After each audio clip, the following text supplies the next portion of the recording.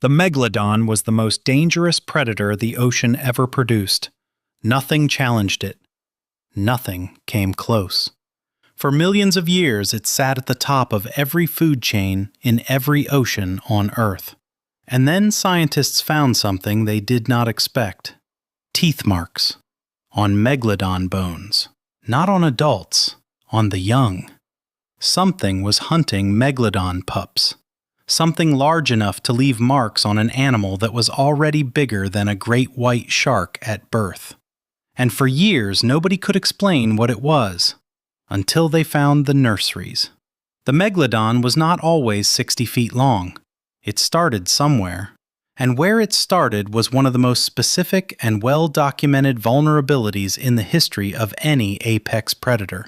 Megalodon gave birth to live young. Not eggs, pups.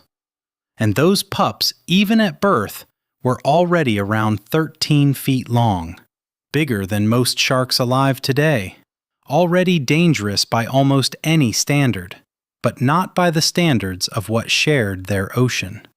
And here is the mystery that took scientists years to untangle. If megalodon pups were already 13 feet long at birth, why were their fossil remains consistently found in the same specific coastal locations? Why did the young not scatter? Why did they stay in predictable, findable, shallow water environments when the open ocean was right there? The answer changed everything we thought we understood about megalodon. Megalodon nurseries were not accidental. They were a strategy. Shallow coastal waters are warm. They are rich in smaller prey. And they are physically separated from the deep open ocean where the largest predators hunt. A pup born in a protected bay has access to food, warmth, and a degree of separation from adult threats that the open water cannot provide. Scientists have now confirmed nursery sites at multiple fossil locations. The Bone Valley Formation in Florida, sites along the coast of Panama, locations in the Canary Islands. The pattern is consistent across millions of years. Megalodon females return to specific shallow coastal environments to give birth, and the young stayed there, feeding and growing until they were large enough to move into deeper water.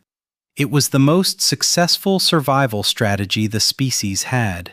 It was also a fixed address, published to every predator that knew how to read the coastal environment. And one predator in particular was very good at reading it. Stop here for a second, because this is the part that most people have never heard. Most ocean predators that shared the megalodon's world were not competition. Smaller sharks, early whale lineages built for filter feeding, animals that occupied different ecological niches and stayed out of the way of something 60 feet long with the most powerful bite force ever measured in a marine animal.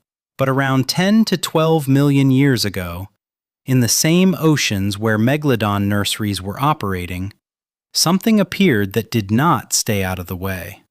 Its name is Leviathan melvillei.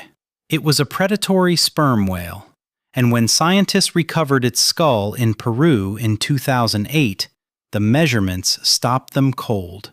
The skull alone was nearly 10 feet long. The teeth were the largest of any known predator in ocean history, up to 14 inches, on both jaws. Not just the lower jaw like a modern sperm whale, both jaws, fully interlocking, designed for one purpose: biting and holding and not letting go. Leviathan was not a filter feeder. It was not a scavenger. It was an active predator, the approximate size of a megalodon, that hunted large prey in warm coastal waters. The same warm coastal waters where megalodon built its nurseries. Picture a shallow bay. Warm, clear water. Plenty of smaller fish. A dozen megalodon pups moving through the shallows. Feeding, growing, doing exactly what they were born to do. From deeper water, something is coming. Not fast, patient, moving in that long, efficient way that large predators move when they are not chasing, when they already know where they are going. Leviathan's echolocation, similar to modern sperm whales, can map the shallow bay from distance. It can identify the concentration of large animals in the shallows before it arrives.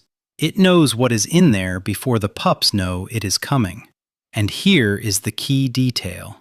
The shallow water that protected the pups from open ocean threats worked against them now. There was nowhere deep to go.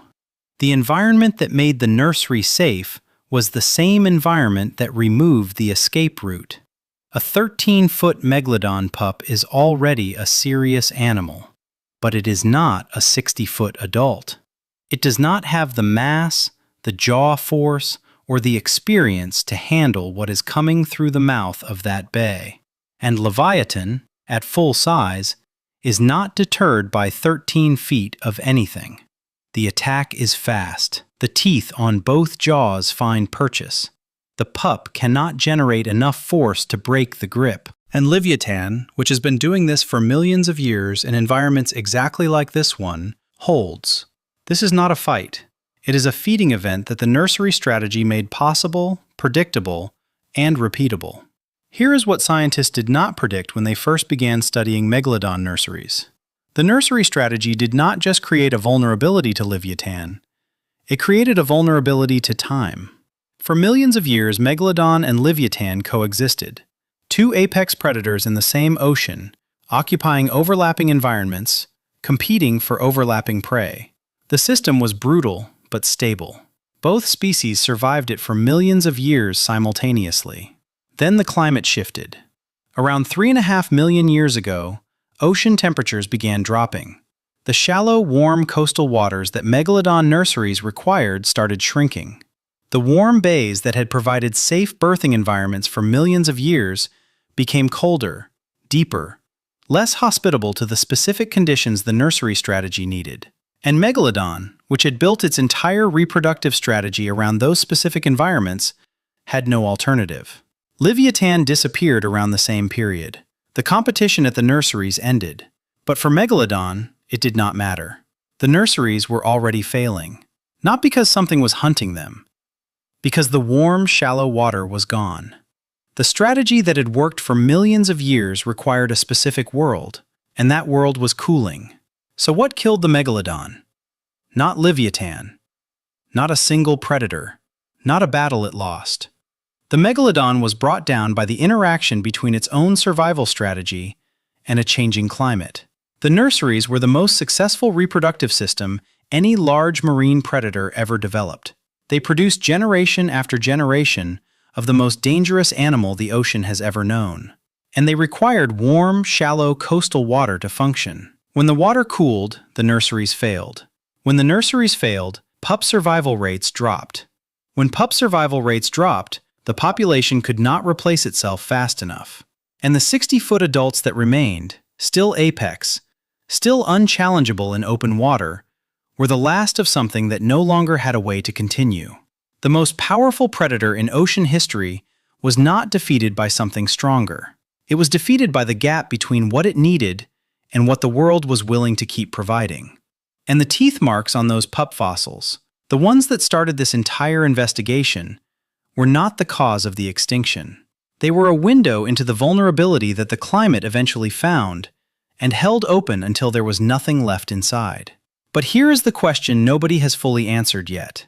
If megalodon nurseries were operating in shallow coastal waters around the world for millions of years, and we have confirmed sites in Florida, Panama, and the Canary Islands, then the fossil record from those sites should be telling us more than it currently is. Because some of the teeth recovered from nursery locations are not megalodon teeth. They belong to something else. Something that was visiting those sites repeatedly. Something smaller than Leviathan, but faster. And something that left marks on pup bones in a pattern that does not match Leviathan's jaw geometry. There was a third predator at the nurseries, and we have not identified it yet. If growing up as the most dangerous animal in the ocean and still not being safe is the kind of story that keeps you watching, our last video goes somewhere completely different. Watch Growing Up Dire Wolf in the 21st Century next. 3 animals born into a world their species left 12,500 years ago.